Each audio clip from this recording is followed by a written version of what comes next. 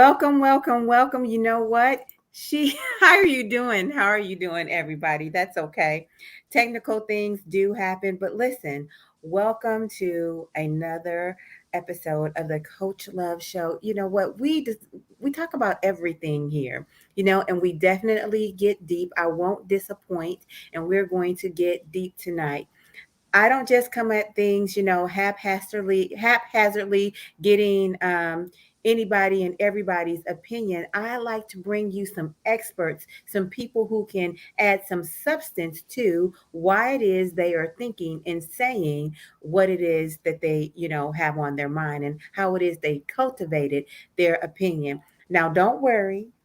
I am going to let you have your say so as well. Add your comments in the chat, and if time permits, everybody, I'm going to put the StreamYard link out there, and you'll be able to um, have a voice on the stage if time permits. But we'll see. But listen, no foolishness, you guys. No foolishness. That said, I am going to bring right to the stage some experts, some experts. Here we go. It's coming. It's coming. Bam, bam, bam. And I got somebody else backstage for you. Aaron, he just needs to take yourself off of YouTube because we hear the feedback. So close out your YouTube, and if everybody could take off their mics, and then I'm going to have you introduce yourselves and what kind of angle you're coming from, what mindset you're coming from, whether it's a mental health angle or a legal angle. So, Savannah, I'm going to bring you right on up first. Let's give you your solo. Take yourself off. I'm trying to take it up. Yeah, I'm trying to. I'm not on it. Okay. Hi, everybody. My name is Savannah Dorros. I am called the Protector of Athletes. By trade, I am a licensed attorney, best-selling author of two amazing books, What He's Running About and Athletes Making Moves. I founded my firm in 2014, and so I've been on this journey this entire time as a solo attorney making moves for my athletes and business owners. So I am coming to this show from a legal perspective, but also from a common sense cultural perspective. I feel like there's so many things that we can discuss dealing with R. Kelly, and I just can't wait to see what my other panelists have to say about this issue. All right, all right, all right. Next up, who do we have? Dr. Nicole. She's coming. I'm trying to get her. There we go. Dr. Nicole. Hello, everyone. I am Dr. Nicole Arcadie. I am a mental wellness expert. I have been in the field of behavioral and social sciences for over 20 years now. I'm really big on mental health because that is my field of expertise. I have written 2 fast-selling books, Cage No More, You Hold the Keys to Unlock Your Joy and Happiness, and Self-Affirming Inspirational Quotes, Develop a Can-Do Attitude. And so I will be taking it from the perspective of mental health. Excellent. Excellent. Here we go. All right, Reddit, give it to us. My name is Redden Hudson. I currently work in the St. Louis Circuit Attorney's Office in our diversion program for St. Louis Circuit Attorney Kimberly Gardner, who's one of the most progressive circuit attorneys in America. The diversion program is something that is focused on giving people a second opportunity, particularly when we look at mass incarceration in our community being what it is. We understand that we have to remake our criminal justice system, due in no small part to the systemic racism at the foundation of it. So that's my day job. I'm also a co-founder of the National Coalition of Law Enforcement Officers for Justice Reform and Accountability, who have collectively across the country with others who come from the community and who are currently or formerly in law enforcement out to remake the system again for the very same reasons, to undo systemic racism at the root of our process. So I'm coming at this, though, from the perspective of just a man in the community. I've talked about it all day on various panels with various brothers and sisters and what the need for us is when it comes to protecting Black women. It can't be overstated. Amazing. I love it. I love it. Okay, last but certainly not least, trust me, he's gonna bring it tonight. Aaron Whit, how are Hey, you coming at this? What angle? well, I'm Aaron Whit, and I'm a licensed therapist, and I work with children between the ages of, well, children and adults between the ages of 16 and 24. And currently, we're developing a program where I work at Covenant House in St. Louis, Missouri, for victims of sex trafficking and trafficking. So I'm going to come at it from an angle, a professional perspective of mental health. From a perspective of dealing with trafficking and what all of that entails. And I'm excited. I'm ready to get started, and I'm ready to see what we can do about getting things done in a way to where we can kind of get things to kind of subside when it comes to those types of things in our community. So. You know what? I noticed when you like the things. What is this? Is it rape? Is it molestation? Is it manipulation? What is it that we are dealing with here? It sounds like all the above.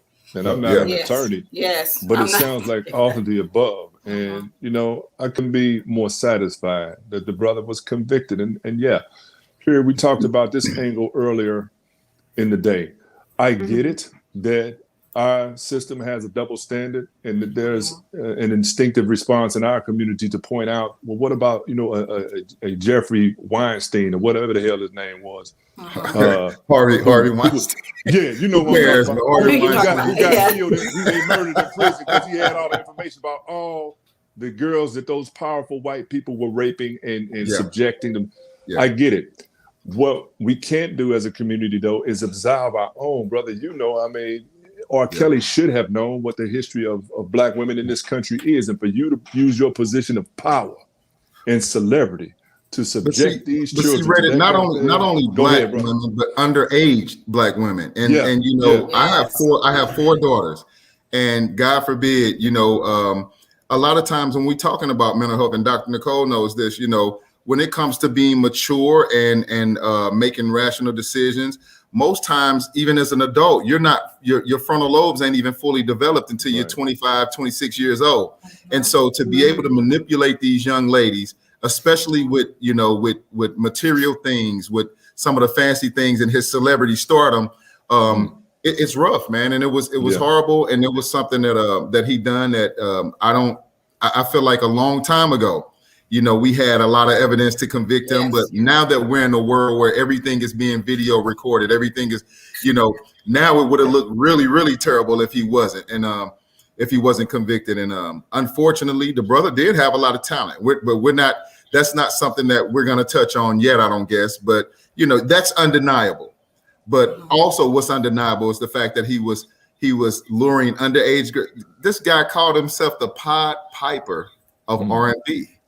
What the hell is we all know the story behind the Pied Piper, and that was a subliminal that, that was a cocky ass subliminal, right. To throw out there. Oh my goodness. Wait a minute. So I have this question. Because you brought up the music, Aaron, and I posted, this, and it says on there, I'll just, put it right out there again. It says, is Kelly still the king? He was known as the king of R&B, whether it was self-proclaimed or other people crowned him that. And I put it out on my two accounts, two different ways. I put out one where it was kind of, celebrating him and, kind of leaning towards maybe he was still the king of R&B. And I put another one out that had like fire under him. And it said that R. Kelly was the worst predator in the history of music. Okay. Now, those are the two I put out. The one where it was leaning towards his innocence, it shot up. Okay, it shot up. It got all kinds of likes and support. And the one that was more punitive towards him, oh my God, the mean comments I got back. But based on what? But based on what? Wait a minute, hold on. Talking about me bad. It's not the point whether one is better than the other. What I'm trying to bring up is the sentiment of the community. And what I'm saying is we are grieving. And two things are happening: denial and anger. That's what I'm seeing. But you know what, Coach Love, how the difficulty in this situation is, how are we going to separate, the two? Because I mean, him being a predator, because that's exactly what it was. Anytime you prey on not only women but underaged women, you're a predator. Like, and I don't know if I've got enough history on sexual predators from the past to say if he's the worst, because we can probably dig up a long line or a big list of people who were sexual predators, but they weren't able to get this much press.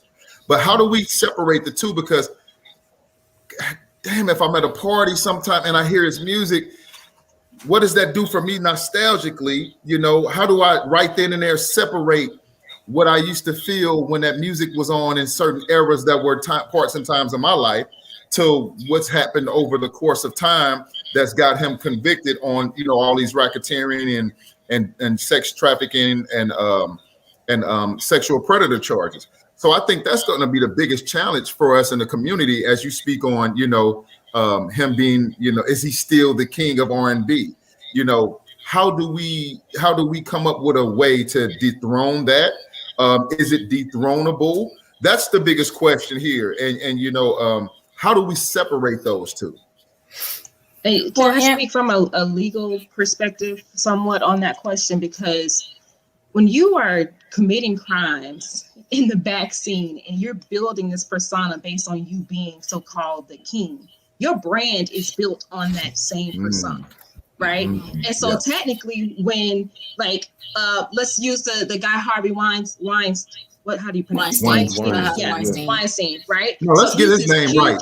Let's please get his name right. Yeah, Harvey Weinstein. Harvey Weinstein. Yeah. Predator Supreme. Predator Supreme. I mean, huge name in entertainment, movie world, right? And people would not have thought, oh my gosh, someone that has so much to lose would be doing these things. But people do those things when they feel like they have enough power and they can control what other people do.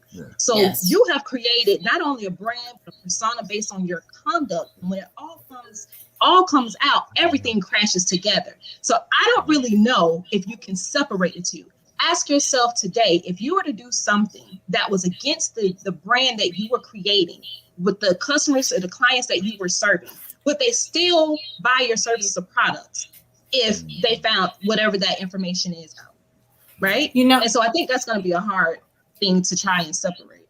Well, you guys bring up a good point. And I would say that, yes, people can separate it. It's called cognitive dissonance.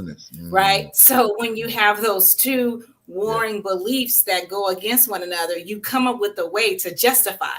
Well, I mean, but his music is banging. I've heard people say, we know I wouldn't leave him with my kid, but his music be bumping. I mean, I literally heard people say those kind of statements. And so it's a way that people are able to still listen to his music or see him in a certain kind of view, and deny, unfortunately, what he has done, kind of a thing. I had the conversation with my 15-year-old son today. We were talking about it. And so I was just, going over to see what his perspective was. And he said, well, Mom, I can still appreciate music, even though the person may have done something different. He said, that doesn't take away from them being great at the music they do. He was talking about a different artist. And so I'm like, well, let's talk a little bit more about this. And so I'm going, let's look at the morals and let's look behind how can you still support? Because if you're saying you still like his music, you're in essence supporting him and his brand. He was like, well, no, there's a difference. I can still like his music and say he's a great artist and a great musician, regardless. And I'm not looking at what he's done outside of his music. So I guess it could be, and I'm just, when he's a younger person. So how they may be for him to be 15 and give that perspective, he is your child, because he sounds very like a very intelligent young man. Because what 15-year-old can come up with that type of perspective, right?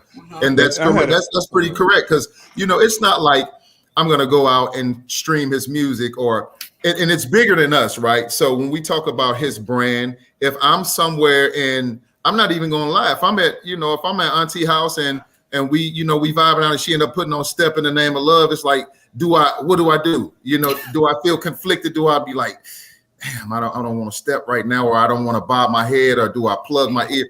So, those are the types of things that it's like, you want to look at it and discuss, but also, when I first talked about, nostalgia, sometimes even though he's done what he's done, there are times that are marked in your life by music, by movies, by, certain things. And it's like, man, do I neglect the way that I felt back then because of what's going on with him, based on the nostalgia of the music that's being, replayed whenever I hear it? Because when I hear it, I'm not really thinking about him. I'll tell you, more or less, when I hear Aaliyah, I think of him more and be like, damn, man, she was so talented. And then this goon, things like that. But if I hear his music, I'm thinking about, man, when I was in high school, woo, baby girl, stuff like that. So it is hard. And your son, that was a pretty good perspective. Is he coming on the show next? No. Can I ask a question real quick? Because I had a question about a point that was made earlier. I'm curious now, based on the conversation as it's unfolding. When you put that kind of straw poll out there, where one was more in support of him at this point in time, the other one more critical, I guess, and you said you got more negative response from the critical piece. Was that negative response based in a continued support for the art, or was it based in support for the person? Because one of the things that I've seen and we've seen, we worship our celebrities. We give our celebrities passes. We have to get away from. We have to get away from because I know you. Because we all know you. Because I'm gonna give you a pass with this child that you molested. No, brother, no. You can be as talented as you want to be. You got to go to prison for that crime. And the other part. Go ahead, sister. Go ahead. No, I was going to say, I think from a cultural standpoint, I think the community is so confused, which is why people can't make their individual decisions on whether they support this or can listen to his music or not.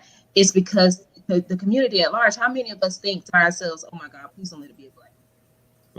You know what I'm saying? Please don't let it be a sister. But this is not something that I feel like we can turn blindly to.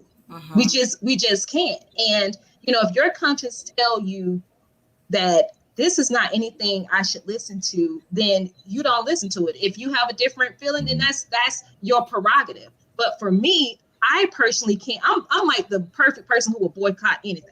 Give me a reason to boycott. I'm boycotting. But Savannah, but you say consciously, but what about subconsciously? Of course, consciously, I'm not about to, go to a playlist and play some of his music right now, especially knowing, like I said, it's very touchy to me because I'm very close to my girls. And like I said, God forbid, like someone, especially to underage, like you literally pinpointed, taking advantage of these young ladies. Well, I watched the special. I don't know how true a lot of this stuff is, but I'm sure there was a lot of truth to it. This guy was hanging out at McDonald's. This guy married a 15-year-old girl. This guy continuously, he sought out that demographic. So that's something very sickening about that when you talk about seeking out a certain demographic, especially when you're going to take advantage of them based on the things that you have. It's not like, and not with the things that you have, but for a desire, just a sick desire, And I'll be honest with you, even the adults that were. But subconsciously is what I was talking about. Because if I'm at a party, like I said, and then the music comes on before, you already could be in a groove, and then it comes on. It's like, oh man, what do I do now? Do I go outside? I see what you're saying. Do I not bob my, what do I do in this moment? you know, to show solidarity with the you know, the people who, the victims of this horrific crime, you know, or do I be like, oh man, well, I'm gonna step real quick, but I'm gonna have to tell DJ don't play no more R. Kelly songs, you know. And so, you know, and I'm not speaking on me as an individual. I'm just saying in general, how are we supposed to feel, you know, when things happen, you know, at a rate like that. But well, I like what Savannah said. I hope I said your name right. Did I say your name? Okay. I like what you said. It's an individual decision, right? And a conscious decision. But I hear what you're saying unconsciously, right? It's kind of, I don't want to equate the two, but when you're saying this, I think back to when, who was it? Kirk Franklin had Stump, right? Stump. And I can remember being in the club and then they played Stump. And I was like, ooh, I'm not about to do this. That's not right. I'm not going to dance and bump and Stump is in the club. I'm like, ooh. And I consciously like, oh, no, I just sat down. I just can't do it. But that was, you know, that was how I was conflicted. Like, I can't be saying praise the Lord when I'm in the club kind of thing. And so that was for me. So I think it really is going to be an individual basis if you hear a song. The interesting thing is I really haven't heard any of his songs, but I can't even say how I would feel because I really haven't even heard. You know what? Now that you mention it, I haven't either. Right? Yeah. Okay. I want to go to Maddie's question because Maddie says, you know, it gets tricky because we are all sinners and a ton of people in the music industry are secretly up to no good. Yeah, he just got caught. Yeah, right, he just got caught. I mean, you won't get an argument from me on that. Absolutely. I mean, and I was wondering too. It was even the first documented female that he preyed on. Was that even the first? Because the way that these predators, of course not. Right, that's just the first one that people can document. Yes, right. Yes, right. We don't know how long he's been doing this. Did it start in high school, middle school, high school? Right. You know, so. And everything you just said, he preyed, right? A predator. And so it's like, if you just take his name off and you write out all of the behaviors of what he has done, and you didn't know that it was R. Kelly, how will we view it then? Right. Going back to when you said the celebrity status and how because of that, we feel like Redden was saying that we know these celebrities. Oh, no, not them. I know them. I like them. But we don't know them on a personal level, but because we see them so frequently, we have this sense of kinship with them. Exactly. And then, like some of you guys were saying, and tend to give them a pass. But and that's what I don't understand, because if these people have created such a massive space in your life, you should hold them to a higher standard. And it doesn't matter, right? It doesn't matter whether you start off trying to be somebody's hero or whatever, right? People are going to look up to you no matter what. When you reach those particular levels, it is your responsibility to set the right example. It is. And it makes me think about the adults who were in the room at the time. Where keep going. Right, who was aiding and abetting this man to prey on our children. There we go. Great segue. Great segue. Because you know what? I wanted to bring that up. A lot of times when I look at, like, when a news feed comes across, especially on like things like Google or YouTube, I'm like obsessed with comments. Because I love to know what people are thinking. I love to know their perspective. And as I went through about 2,000 comments today, most of the comments were saying, how can he be charged with racketeering and he's the only one that's been charged? What about the other adults that were involved? What about, and also, I don't want to get off into victim blaming, but, they were also talking about, well, where were these kids' parents? Or what about the ones that basically sold the kids to them? And it's like, that's unfair, because we don't know. We know what the media has shown us. We weren't in the courtroom. We know what the documentaries have shown, but from that perspective, that's hard to say, because you don't really know exactly how someone's loved one felt. And especially when it comes to celebrities, sometimes, they may have gotten caught up with the fact that, oh, my baby trying to make it too, and this guy is, so when they're there, and they're in the flesh with this man, and they, what's going on in their heads to make them feel like, well,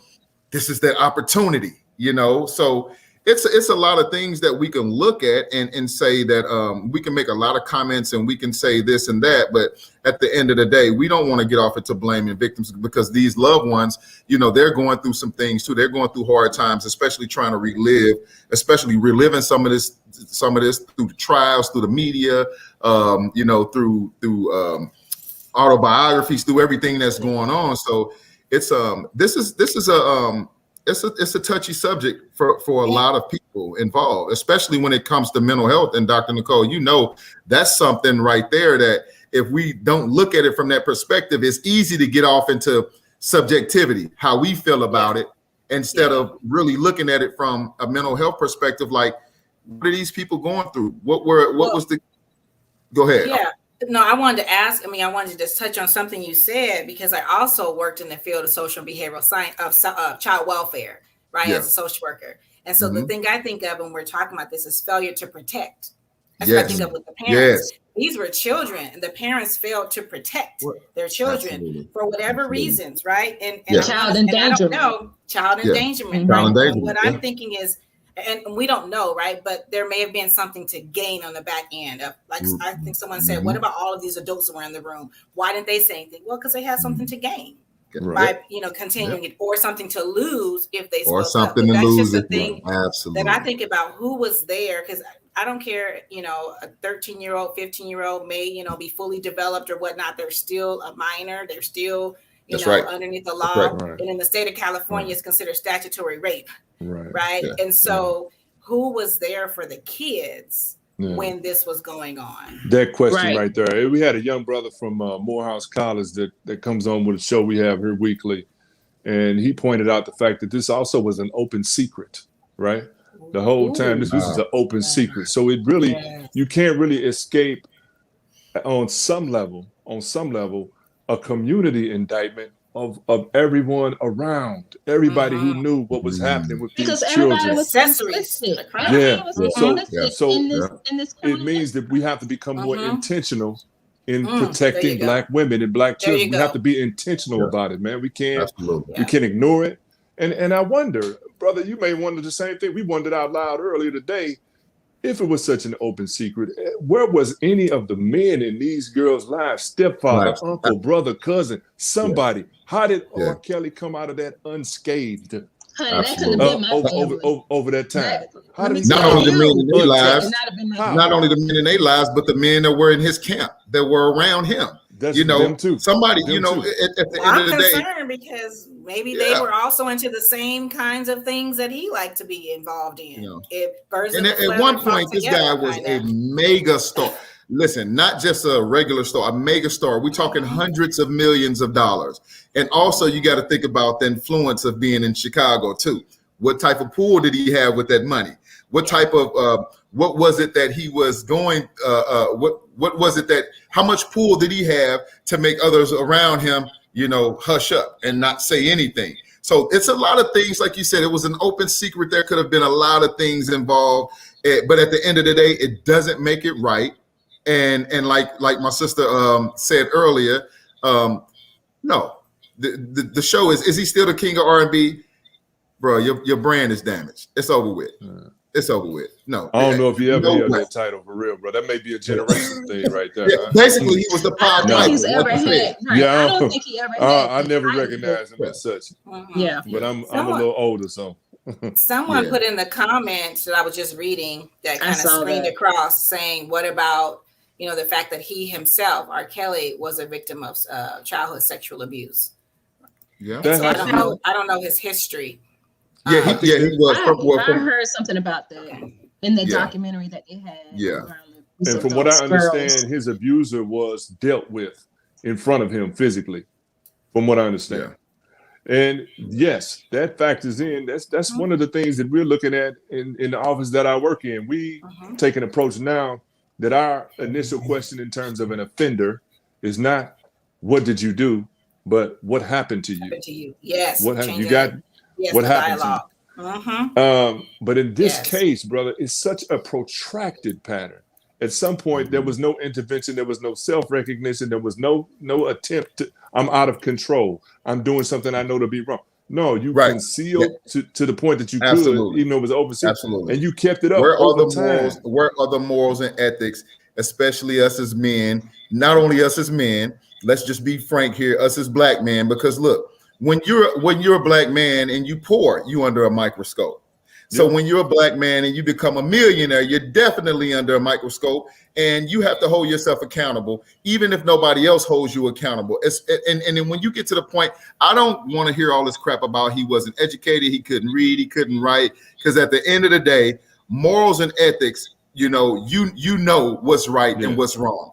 Right. And he knew how he felt when he was molested as a child. I mean, come on, that's childhood trauma, but I want to address something. I don't want to skip over it too fast, right? Mm-hmm. Yes, there's information out there about him being an abused child, but one thing about the Black community and what we have to stop doing is sweeping that childhood trauma, sexual molestation, abuse under the rug. And like Mr. Redden said that from his recollection, I guess his abuser was dealt with in a physical way. But in what front about of him. that? In front of him. But and how did that actually cause additional trauma to him? Right? Mm-hmm. Which is one reason why he was so quiet and a predator in the way that he went and brought these girls in. Mm-hmm. So as a community, we need to learn about how we help our children to deal with trauma. Get them the help they need earlier on, because maybe this is something that we could have saved our girls from if we would have done something up front. No, hold on. I want to jump in right here because this is the mindset that is popping up. And it says G, the person's name is G. Free R. Kelly only got charged because he is a Black man. And that is something that I believe Bill Cosby said also.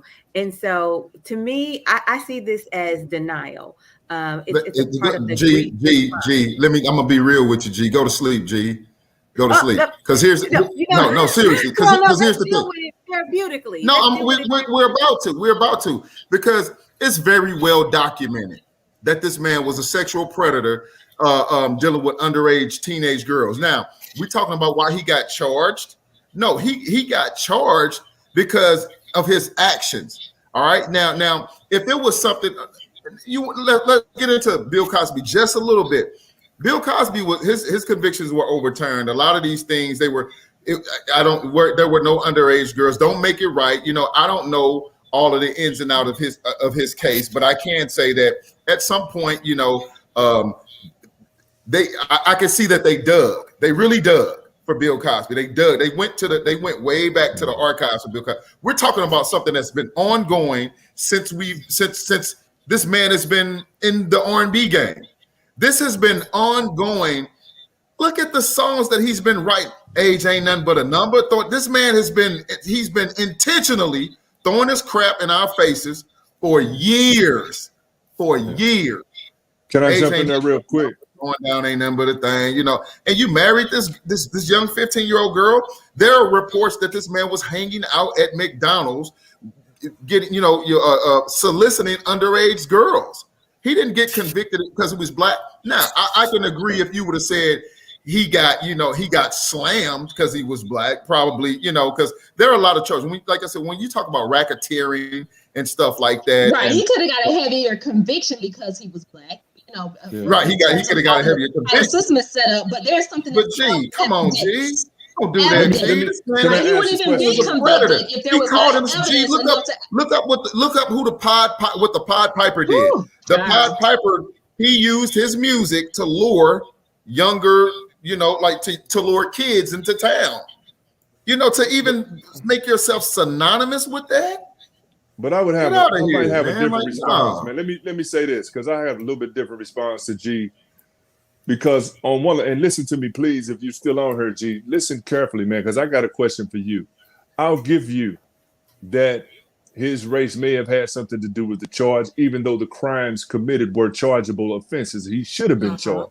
But a lot of white guys do similar things and don't get charged. I'm aware of a case. Of a young white guy who was caught raping in the act a woman up there. I think it was Stanford University or whatever it was. He was on the swim team, caught in the act, and got 6 months because the judge didn't want to ruin his future. So I'll give you that. But my question for you, brother, is acknowledging the double standards in the system. Have you devalued our sisters so much? So much, brother. Yeah. That if you was hear thinking that they've been raped and made to eat their own feces, you know what that is, and put in dungeons and whipped and beat for speaking out of turn. And urinated that you on. think that brother should be set free for those offenses? Regardless, we need to fix the system. We need to remake it. We need to eradicate the racism in it. I got you. But no, brother, it's not free R. Kelly. It's R. Kelly's ass needs to do a long ass stretch in prison where he belongs for victimizing these young black women and girls and children the way he did. He's where he needs to be. They didn't have a chance. They never had a chance from the get-go. When you talk about young 14, 15, 16-year-old girls and money's involved, and you see someone riding in Mercedes, Bentleys, they got mansions, like, come on, man. Like they never had a chance. They never had a chance. To use their gift on top of that as the entry point to bringing them into his lair. I mean, that's so offensive to me because I'm a person who's multi-talented. I've always sung my entire life. And that was one of my dreams. You know, that never panned out for me. But what if that was me? You know what I'm saying? Like, what if that was me? And my reputation and my family, my friends know me to be a fighter. Like, I would do any and everything that I could to try and overcome that. But sometimes you just never know. Maybe there were fighters in that house that at some point that mental, your mental fortitude gets so beat down that you like, oh my God, I'm never going to get out of this. And you comply. Because at the end of the day, now what you want to do is survive. Yeah, you go into survival mode and do what you need to do. And you bring up a very good point is, it could have been same thing. I'm a singer. And I can remember when I was going down that path, I had a producer tell me about the behind the scene things that happened and said, make sure you stay next to me. I don't want you going anywhere because there's some things that happen in these parties, just different things. And so if you don't have someone that's helping you out or helping you to understand, you can fall victim to that. And Aisha, she made a comment as far as how many, the real issue is how many grown people stood around and watched this happen and didn't say nothing. And we covered that. I don't know if she tuned in late, but Aisha, we definitely talked about that. We definitely spoke on, how many other people should have been held accountable or should have held other people accountable in what was happening. So. That was something that we touched on, and I agree with you, Aisha. How many grown people, how many adults did stand around and did absolutely nothing? And the sentiment with that we all came up with was how many people were there that had something to lose or that had something to gain by not saying anything. That's the real question in tow. So. Savannah brought up a very good. And bring out this idea, family. I wanted to jump in and bring out this idea because it was said, and we've discussed it, that maybe he got a harsher sentence because he's a black man, or if, he wouldn't have even gotten in trouble if he wasn't a black man. I'm going to assert this, that he got in trouble now because it's 2021. That's why he got in trouble. It's not because he's black or anything like that. In 2021, they getting you, and they getting you as if you are a gangster back in, back in the day, and they might not be able to catch you on one thing, but they're gonna get you on another. They're gonna get. Is it because of the movement, Coach Love? Do you think the movement had anything to do? What movement? The Me Too movement. I'm gonna get that butt movement. You're not gonna take my stuff movement. If I can't get you one way, I'm getting you another, because there are too many women in power who have experienced this trauma to let it go on, because we've heard the lies. And we recognize. Say that again. Too many women in power. Now you say so many women in power who's gone through it, and that and G knew what he was doing. He knew we was gonna give him some play with that. But when you say too many people in power, if they were experiencing it, come on, G, these people had no power at all. So that they were gonna go, they probably had it the the worst. No, let me take, because the mindset is different. I will give you an example, and it is in language. And I know you all have heard this, and you out there, family, in YouTube land and on all these platforms. By the way, I need to welcome all of my new partners. Just welcome. I'm sorry I'm doing that in the middle. I had a lot of people join in partnership today, but I want to say this. You tell your daughters, don't wear that. You know, Uncle so-and-so is going on. Mm-hmm. That don't wear that midriff shirt. Meanwhile, your son is walking around without a shirt on at all, and you policing your daughter about her midriff or this, that, and the other. Now, Aaron, I see your face because you didn't did it, but it's not the fact that no. Now, do you want no? I haven't. Okay, now you okay, want. I could tell my son. Now I could tell my son right now to comment. He commented earlier, but I didn't get a chance to do it. I have one of my sons. He's 23, and my other's 20. And my son, 23, he's in the military. And guess what? Every time he walked around the house, even downstairs without a shirt on, you know what I would tell him? Boy, put your shirt on. Okay, absolutely. So you have equal justice in your household. But because you're in the house with your sisters. And that's something that I never condone it. Not at all.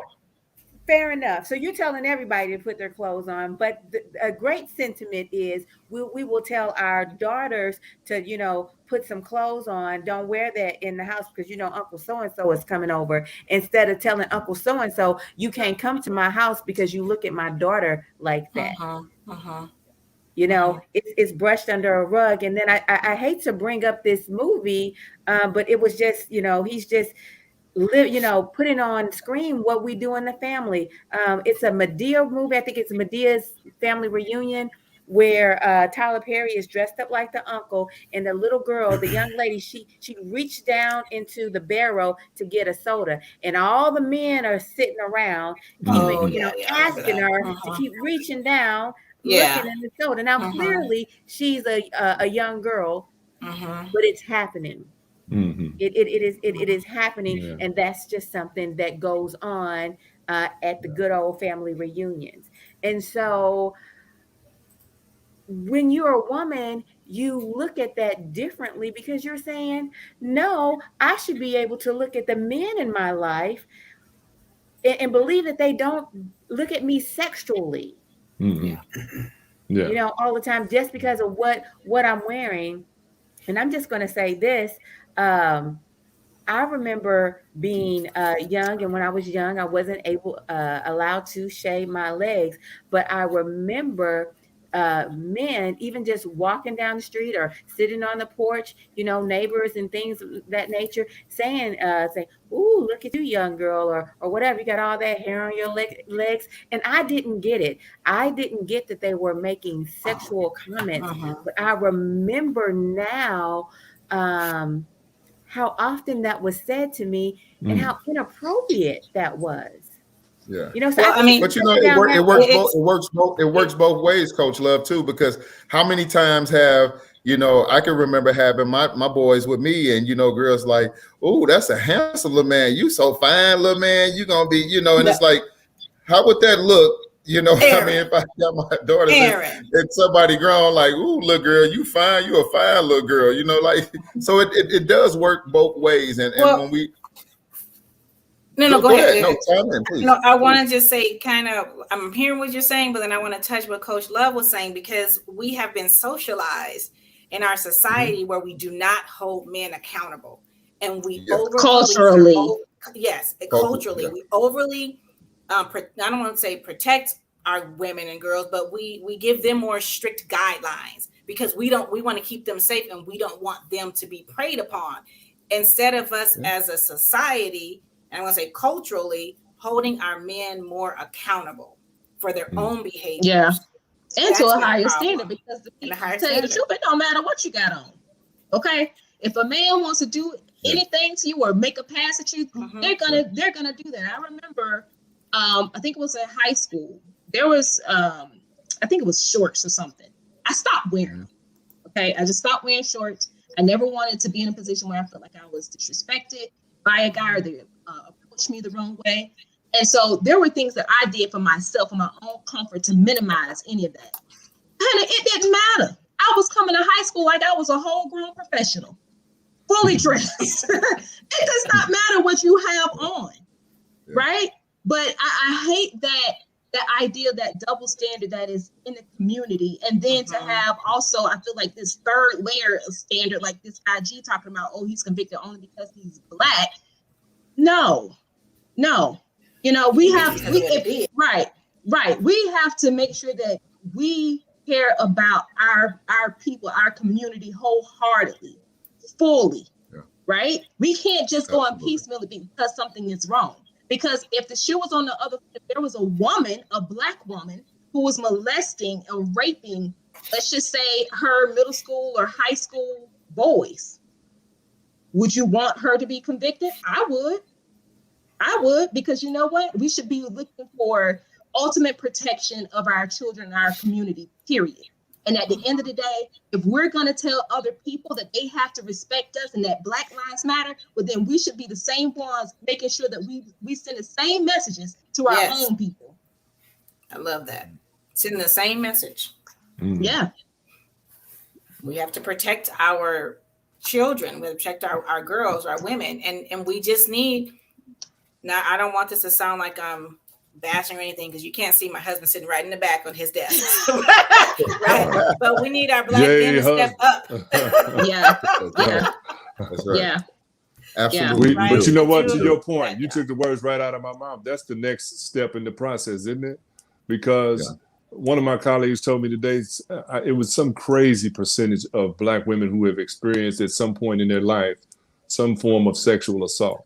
The number was so high, it just blew me away. And I thought, how is it possible, but for the enabling that must have to go on with people who are in a position, I mean, men in our community in a position to either intervene, stop, do something, and do nothing. And it really has caused so much pain in our community that we have to take the first responsibility to protect our women and children, man. That should be an innate sense of responsibility, I believe, in most men that I know. It is. But we have to be intentional in recognizing the problem and the scope and scale of that problem in our community and what we need to do about it.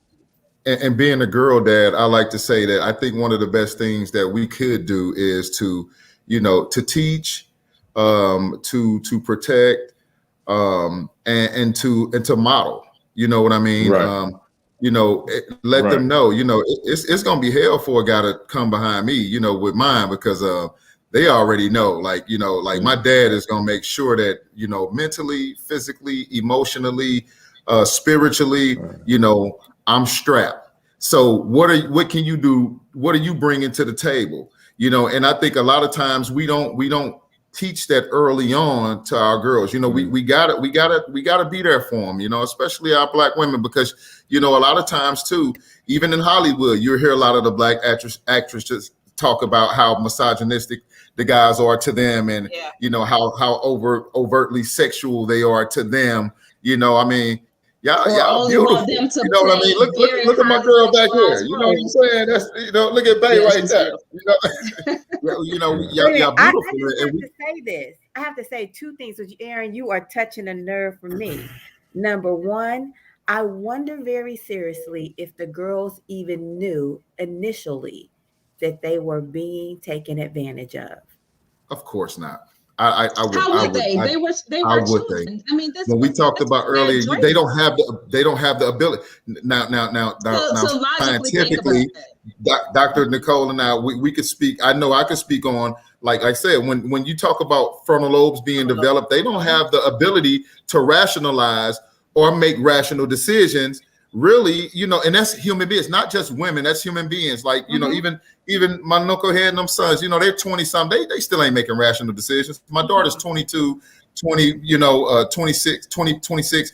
It's still going to take time to look at things and be like, damn, did I make the best decision? A 15, 14-year-old girl, their actions aren't guided by the rational decisions they're making. Their actions were guided by the fact that they were made promises. It was the system, what we call positive reinforcement. They were told they were going to get this. They were told they were going to get that. And so they looked at the reward system and was positively reinforced. Like, okay, yeah, I could go with that. They don't have the ability to know what cognitive dissonance is, and think about who he was too. Like you said, think about who he was. Hold on, let me ask that question differently. Okay. Halle Berry won an Oscar for what? What kind Wasn't of a sexual role? The role she had with Monster Ball or something. Monster's Ball. Yeah. Right. With the white man, a sexual role. Black women are hypersexualized. Right. And I'm not talking about necessarily with a white man. I'm talking about believing that sexuality is something that makes you a high value person, a high value woman. You know, no shade to Cardi B, Nicki Minaj, or anybody, what's the Kim Kardashian or anybody else.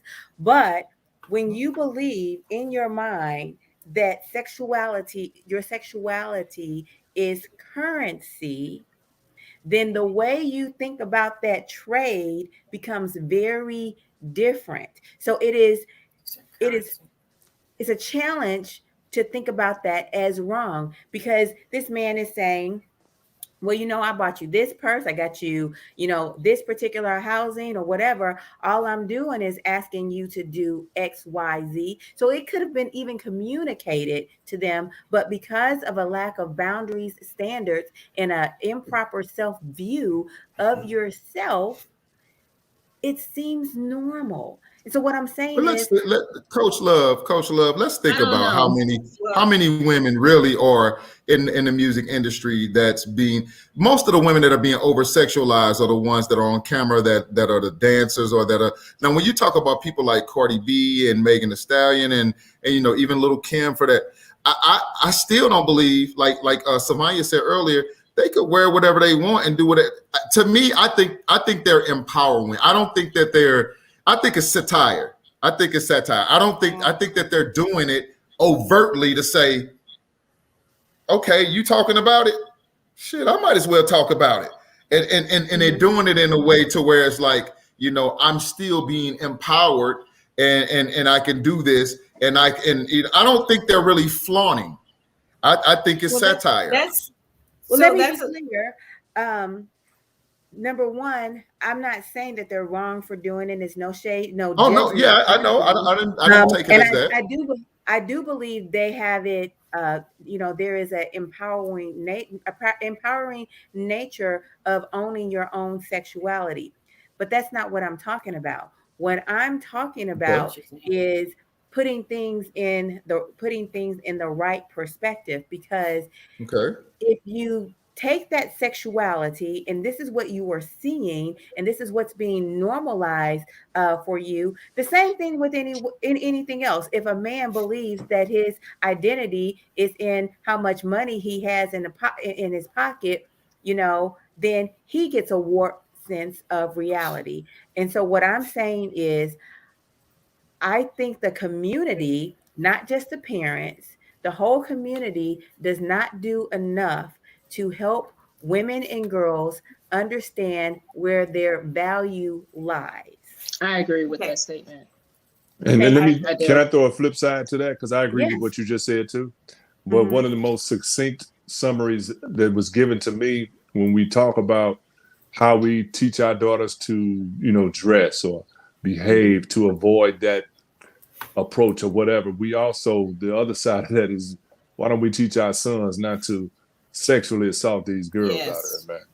Teach our men not to rape women. That's part of the equation too, and that's where we can get more active in conversations that we have with each other and the people under our influence. Yeah, and we have to start. I agree with all of what you're saying, and I hate to keep going back into just looking at the history, but if we just look at just the history as far as how Black women have been hypersexualized in the media and just in general. And so that's just how, if we go back even to slavery, right? And then we move forward, and there hasn't been anyone to protect us, and how we have been, oh, she has this nice butt, or she has this, and everything they've done has been more demeaning, and it's just been looking at us in a sexual manner to hold us in that piece.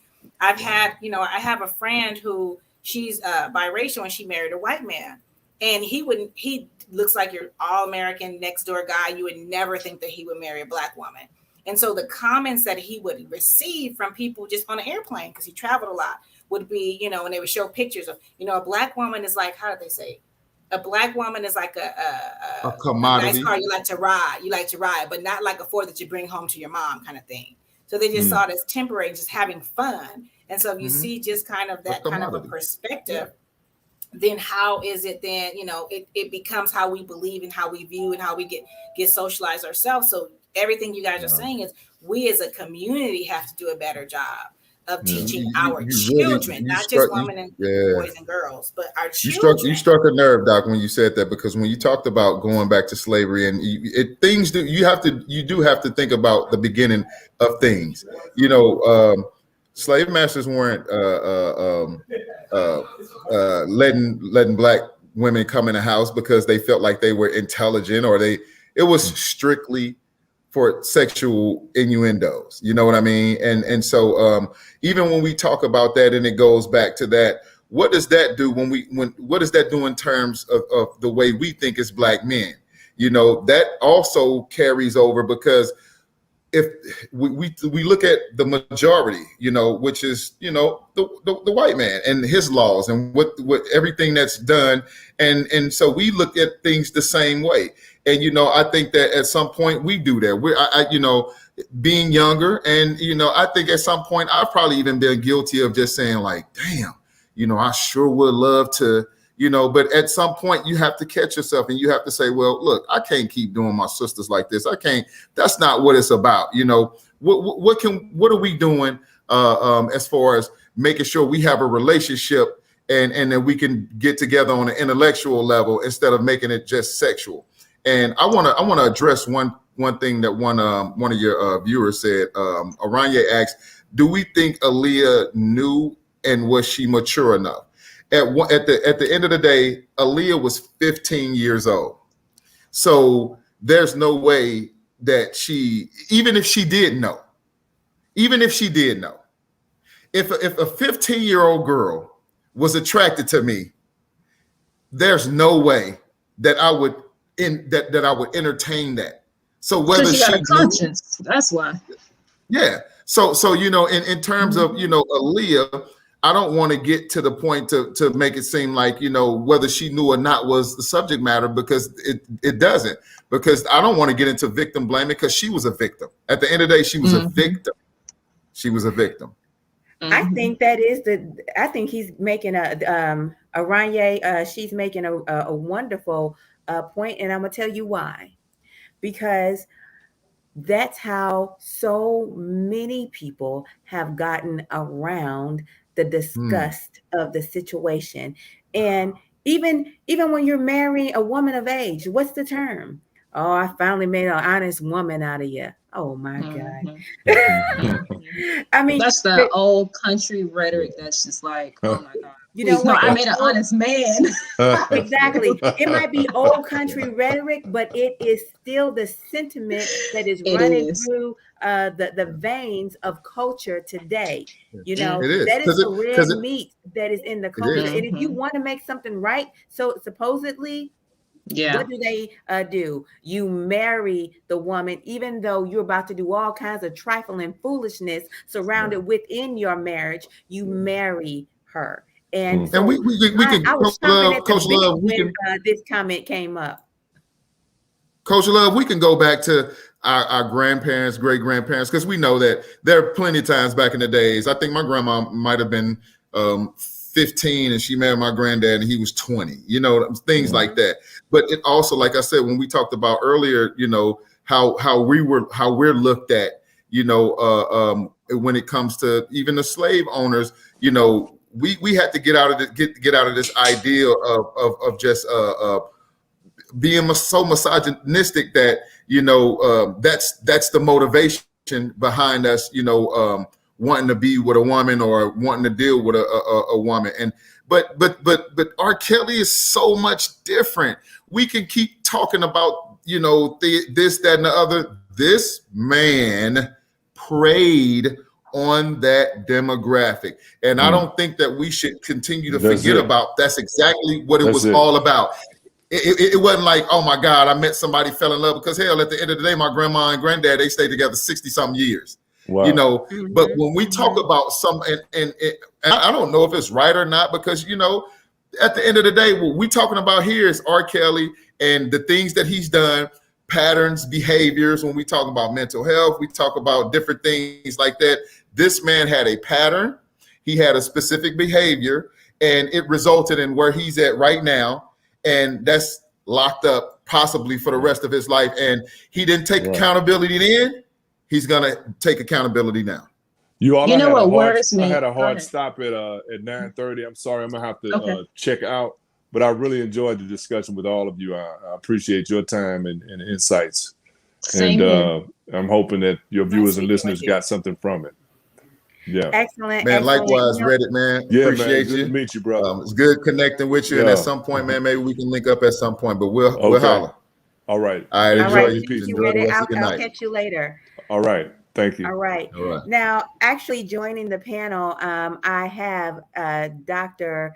Griffith Hunt, and she is just deeply involved in sex trafficking. She is very well researched in this. And so I'm happy that her voice is, coming to the stage. And so I just want to talk a little bit about your perspective.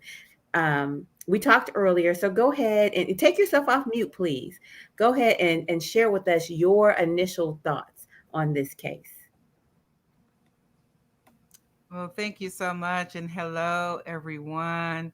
It is indeed a honor to be here with all of you. I tend to say that, having a conversation like this is having courageous conversation. And how we honor courageous conversation is by implementing action plans. And so before we can implement, of course, action plans, we need to discuss just what you were just mentioning. What are my thoughts? My thoughts as a, trauma psychologist and an individual who works every day with what I call thrivers. We don't call them, victims, because for those who work with individuals that have been involved in sex trafficking, you'll get to realize that they don't want to be known. They don't want their identity to be attached as just a victim. So we call them thrivers because they are on a journey to thrive and to become more than just someone who was involved in some type of lifestyle. This case is a very taxing case on the soul and the spirit. And, a lot of what we are talking about is primarily R. Kelly. And yes, he experienced his own trauma, in his life. But I really want us to talk about us. To talk about us in the form of, there's a saying, if you're with us unfaithfully, you're doing terrible damage. Well, I want us to really internalize if we have been faithful to our village.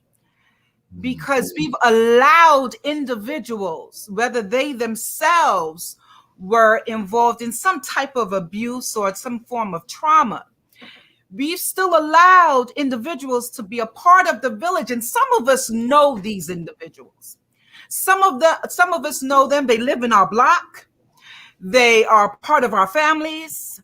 They're our friends. And we turn an eye and pretend as though we don't see it.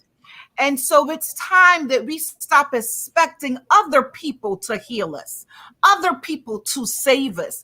The false narrative of this wonderful dad with these special skills, going to save his daughter in 2 hours from a sex trafficker is just so ridiculous.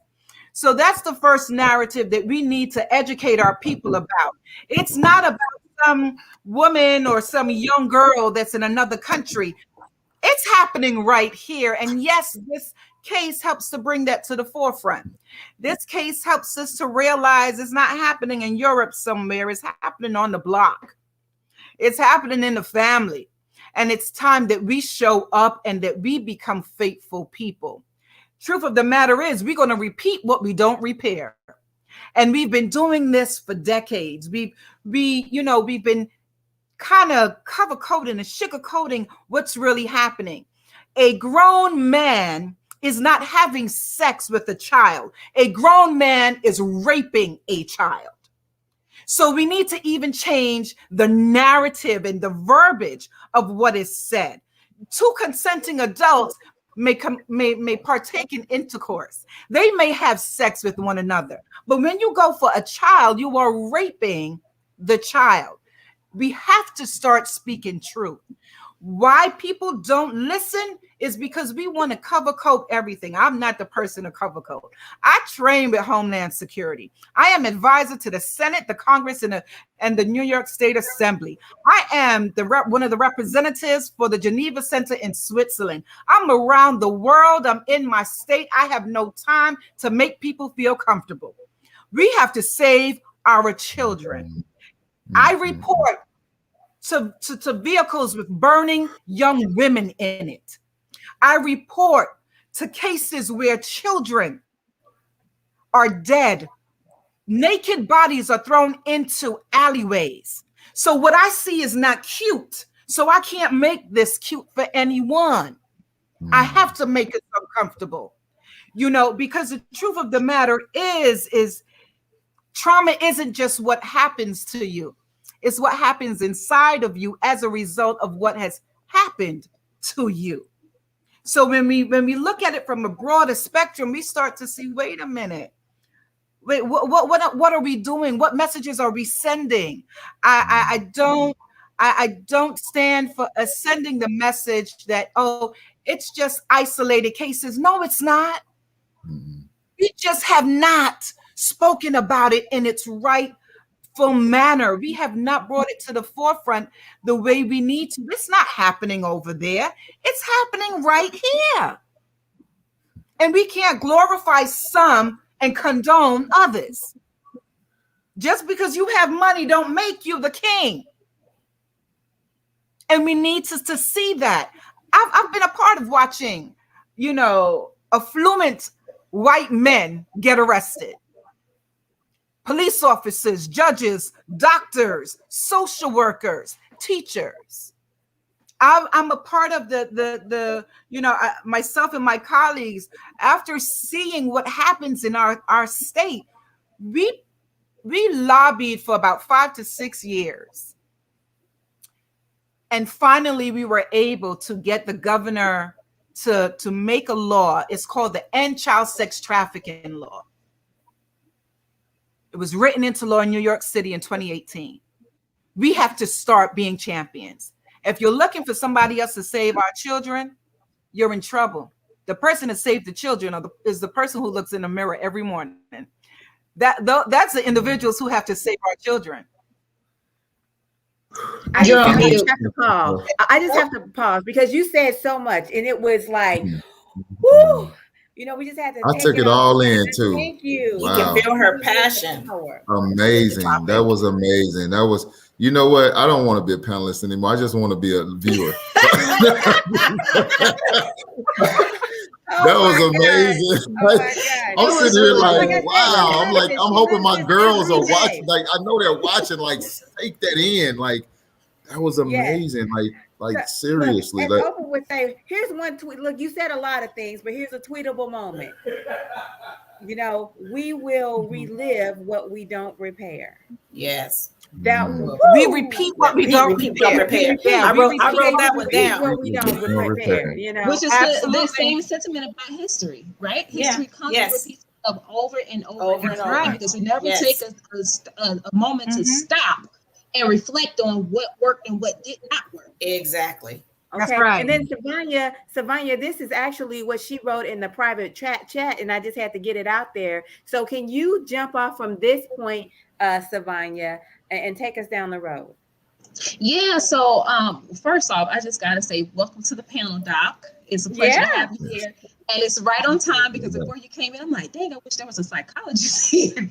But listen, you know I had to put it all together. You know I had to put it all together. I said we were going to have a rich panel, and I meant we were going to have a rich panel. You brought it. You know, when you were speaking, you dredged up something for me, and I had totally forgot about this. One of my assignments in high school was on, we all had to do a report about something. I chose sex trafficking. So even at that point, it showed my advocacy for girls and just people in general. But before you jumped on, I was thinking about the after effects, the ricochet moments of the abuse that these girls suffer from being, and I know you don't want to call them victims, but being victimized by a predator and for however long.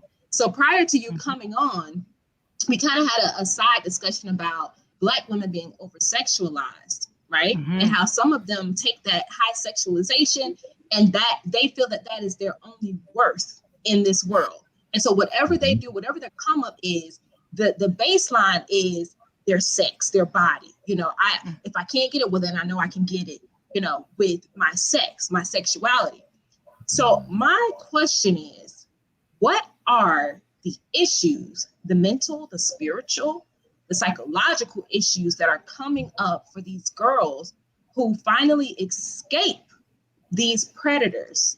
And how are they able to turn their lives around in the real world so that they don't technically go down that road of where now they are over-sexualizing themselves because maybe that's the way that they were able to cope when they were held captive?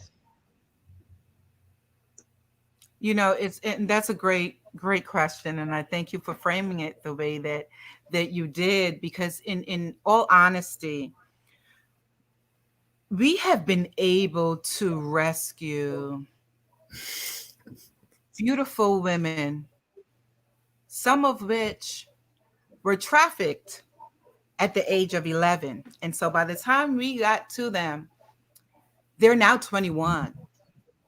Oh, wow. So they've never graduated. Some have never graduated from school. They don't know what opening up a bank account looks like. They don't know their social security numbers. They have not been to the doctor. Some have come back with illnesses, diseases.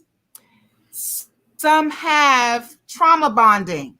They formed relationship with those who Stockholm syndrome has occurred.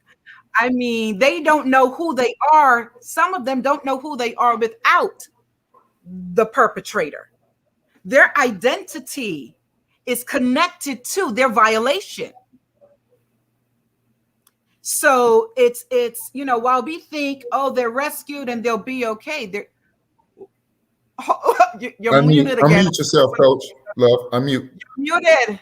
Thank you. I can't let you say all of that. I need you to tell our audience a few things. Number one, define trauma bonding for the audience, because they need to know that. Okay. And then help them understand about having an identity that has been invested into the predator. And I will just say very quickly, I think very much, and I was trying to make this point earlier, that is why there is so much grief, because as a community, there is an identity that is invested in R. Kelly's success. But go ahead, Doctor, please. And Doc, when you answer that question about trauma, because I was wondering this too, is it possible to pass on trauma to your child and in your environment, right? Because see, one of the things that I think about is the slavery component, right? We didn't grow up in slavery days, but it's still showing up in a way, right? So I kind of want to hear about that perspective too on the and I can answer that one right quick. We've done studies. Studies show that trauma is passed down through semen. Okay, so you know, and one of the main studies is that we had individuals who live in Europe. They live a certain part of Europe, and we were realizing that only that group of individuals had a certain type of cancer. And so years of testing and trying to figure out, well, what is it that this group of individuals are the only group of individuals with this type of cancer? After several research, we realized, well, that group of individuals were descendants of the Holocaust. Hence, it's the same thing for those who ancestors experienced slavery. So we know that trauma can be passed down through generation. Trauma can be passed down from mom to fetus. We know that DNA evidence, that scientific evidence is real. It is real. And this is why the lack of discussion is harming us. Speak on it. The lady pregnant from a family member, and we used to send them down south, or we will send them to the Caribbean. We would pretend as though uncle didn't do this. We would pretend as though dad and granddad didn't do this to us, or my mama's best friend, or whomever. It's time to open this. Yes, it's ours. It's our story, and we should not let anyone else unfold it but us. But we cannot talk about our story. It's part of our story, people. We can't have anyone talk about it without bringing the truth to the forefront. We can speak about the Black experience with honor, but we have to also honor those whom we have hurt. And so definitely we need to face that historical trauma, the complexity of trauma, the collective trauma that we have experienced. Yes. Now, when we speak about that trauma bonding, we're talking about that narcissistic behavior and that emotional abuse. We're an individual, we're talking about the brain, and I love to talk about the brain. I'm a professor, so I'm not going to go all, into making this seem as though it's a classroom.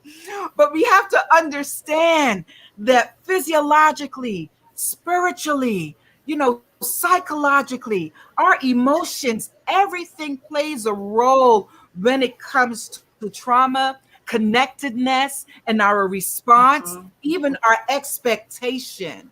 There's an expectation, I used to be over 60 schools. That placed me over 59,000 households. And I can't tell you how many times I reported to neighborhoods where the mom was the groomer. I had a case where the mom had a daughter in 2nd grade who befriended another little girl. And the mom said, well, why don't you invite her over for a sleepover? And so they, mom's just thinking, hey, our 2 little girls connected. This is wonderful. The little girl went to the sleepover. And for months, that other mom was grooming this girl into becoming an individual African. So if we're thinking that it's only men, I just want to dispel that story today. I want you to understand that women are traffickers as well. I want us to know that. I don't want us I cannot leave this conversation with you thinking anything that's not the truth. Truth is, it can be anyone. What does the perpetrator look like? The perpetrator look like us. Who really buys the bodies? Because as long as they're bodies, you are going to have trafficking. Because what's the difference between a body and a drug? You can only sell drugs once. If you sell it, back in my day, we used to say, nickel bag or a dime for you, whatever. So so nickel bag, if you can only sell a little bag of weed or what have you once. A little bag of crack, you sell that once. A body you can sell hundreds of times. Over and over again. Yeah, I'm so glad you said that. Women. Yeah. Young women. Somebody saying something? No, I have to get ready to leave, but I want to say this has been great. I'm definitely going to play it back, listen to what Dr. Griffith Hunt, was saying. And I'll just, everything that she was saying, because with recent research in epigenetics, it talks about trauma being actually in the individual's DNA and how it's manifested and passed along and experienced through generations. It can be passed along genetically and future offspring. So yes, there's a lot of research on it. And I'll just leave with this. If you have not read most of you may have, but this is a great book. I have assigned it to my students. I teach a diversity and equity course in social work, and it is Post-Traumatic Slave Syndrome by Dr. Joy DeGruy. If you haven't read it, I mean, it is definitely a must read, because it really does a great job of just helping us understand and talking about how the historical component has led us to where we're at now, and the things that we are experiencing and feeling, as Dr. Hunt was saying, with the collective trauma and just looking at generational trauma. So I will leave with that. It's been great. I'm sorry that I'm going to miss the rest of it, but I have an appointment right now. It's okay. I'm so glad that you were here. Nice to meet you. That's okay. That is what replay is for. Thank you so much for spending time with us. It has been 100% pleasure. I'm looking forward to connecting with you again. Yes. So, Dr. Nicole, you have a good evening, and thank you for being on. And you as well. I just, I'm going to get ready to leave here in a minute too. But I want to say, let this serve right here for everybody who's watching. Young ladies, young men, let this serve as something that you can take and that you can internalize and that you can, replay in your mind, or either come back and look at and replay it, and just to know and understand that, what it is, like Dr. Corland said, look in the mirror some days, look in the mirror, and if, be the change in this world you want to see. There are things that's going on right now, and we always try to look at the next person and see what they're going to do about it first. But what we ought to be doing is trying to make sure that we're taking the steps ourselves to protect ourselves, each other, these young ladies out here, these young men, because there are young men that are also being sex trafficked and trafficked as well. I just want you all, I want to say thank you for being on this panel, and you sisters are amazing, and let that also be a testament to our Black women out there, to my daughters that's watching. Look at these amazing women. Look at the perspective. Look at the intellect that they bring to the table. To the guys that's watching, look at the perspective. Look at the intellect. A lot of times we always get caught up on, ooh, how fine somebody look, and then we don't find out they cray until we get to dealing with them, or we don't, or the young ladies don't find out how crazy we is until they get to deal, because we always looking at physical appearances, and we always over sexualizing each other. Let's get to the point to where we get to the substance. Absolutely. Let's get to the point to where we're getting to know each other, to where we're trying to figure out the substance of an individual or a human being, more so than the physical appearance. Dr. Corland, one note I want to leave on, one question I want to leave on is, define sexual predator for us, and what do you think that term fits when it comes to R. Kelly? You trying to good question. It's rhetoric, but we know the answer. but I want your perspective on that before I go. What I will do is say this. We use something else, Aaron. I do agree. I told Coach Love, I said, okay, listen, I'm going to come with my professionalism and not my opinion or nothing. Break it down. Just give it all to us. I don't have a heaven or hell to put anybody in. But when we think of, it goes right back to kind of what I stated when I said, if you're here with us on Faithfully, a predator, when we think of a predator in the wild, when we think of that person who sits down and creates a method, a plan, and an intent to cause harm to someone. When I think of an individual who wants to commit suicide, someone with suicidal ideations, the person with suicidal ideation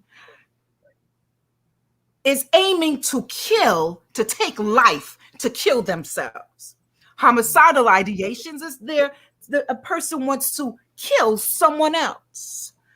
This predator that we're talking about has the same concept of intent, a method, and a plan to take life. Now, it may not be physical life, but if I could take your spirit and your soul away from you, your innocence, who sits back and deciphers how to harm someone else? They're unrighteous in our village. So if that, after I just explained that, honey, when you look at the evidence, you all decipher, did someone create a plan? Did they have an intent and a method to cause harm? Then that is a predator. And so anyone seeks to do that. And I'm going to leave you with this. No, wait, somebody else could have gave that same answer. Period. And I swear it wouldn't have sounded the same. Look, she done preached the elements of crime. Desmond Tutu once said, my humanity is bound up in your humanity, for we can only be human together. So anytime someone seeks to bring harm to humanity, they are indeed a predator. So that is my opinion, my brother. And I will leave it right there. Hey, Dr. Coral, Coach Love, Savannah, all love. Nice to meet you, all love, all love. I appreciate you, sisters. Hey, I'm gonna leave some contact information in the box, and I appreciate you having me on. Thank you, and I'm available. I'm at all y'all disposal. If y'all ever need me for anything, I'm gonna leave my contact information. I'll be more than happy to oblige. Thank you, ladies. I'll leave mine as well. Thank you. That's wonderful. All right, I will just say this is going to be my last thing that I'm going to say to you regarding a predator. Very simply put, when someone comes near and they are sucking the minerals from your soil, then you know they are a predator. Very simple. Indeed. Hey, blessings, sisters. Blessings. All right. Bye-bye for now. Bye-bye for now. Thank you for coming. I appreciate you. I want to say something before we wrap up, because this entire time, and I think Dr. Griffith Hunt brought up something about some of these women grooming these girls, these babies, right? And throughout this show, like, I just been thinking of how I used to get so upset with my mom because she wouldn't let us go anywhere. It felt like we always were home, right? These kids didn't have the logical or spiritual discernment to evaluate the situation. Even at the moment that it looked like it wasn't what they expected, they didn't have the discernment at that moment to say to themselves, this is danger, right? So what are we saying about the community of people who just allow their kids to go off anywhere with anybody just because we share the same sex? And if for our community to be so deeply rooted in the spirit, right, around God and faith, how do we allow and let our children loose so easily like that without reaching and asking for spiritual discernment, and then also gut checking on whether it even feels right? Because I think everybody gets that initial gut wrenching moment. I don't think that's a good idea. But then what is it that makes the parent give in and say, okay, you can go? Because the way I grew up, it didn't matter. The decision wasn't changing. Period. Point blank. Don't ask me anymore. Right. So I want to know you guys' opinion on that. You know, it's interesting when, you know, I go back to the village, because for us, we grew up hearing that. I personally, I didn't do sleepovers, you know, and in turn, I did not have my children do sleepovers, but I personally didn't do sleepovers because I'm the baby. I had 3 older sisters, and you know, we just, to this day, we rock with each other. You know, we're cool. And so even though we had external friends, inside was safe, and I was comfortable just, you know, I had friends, but I just, you know, grew up that way. However, I will say this, coming from being molested as a child and remembering the trauma that I experienced, I did not allow my children to go to sleepovers. Mm. You know, it wasn't, you know, that, and the person who sought to do my spirit harm was family. So it wasn't even at, you know, so and so's house. It was one of my uncles. So he was family. And that's why I bring those conversations to the forefront. Let's start being honest about what's going on. The problem is, however, going back to that question that you posed, we always say, you know, it takes a village. But if the village is unlearned, if the village does not know about trauma, if the village refuses to learn and protect, then I don't want that village. I'm not a part of that village. So, you know, it's one thing to say, well, we all need to do better. How do we get there? Right. What does better look like? It's important for us to know, what does better look like? What, you know, and that's why I said, having this courageous conversation that Coach Love brought to the forefront is amazing, because this is where it starts. But how do we honor? We honor now by creating action plans for our communities as stakeholders.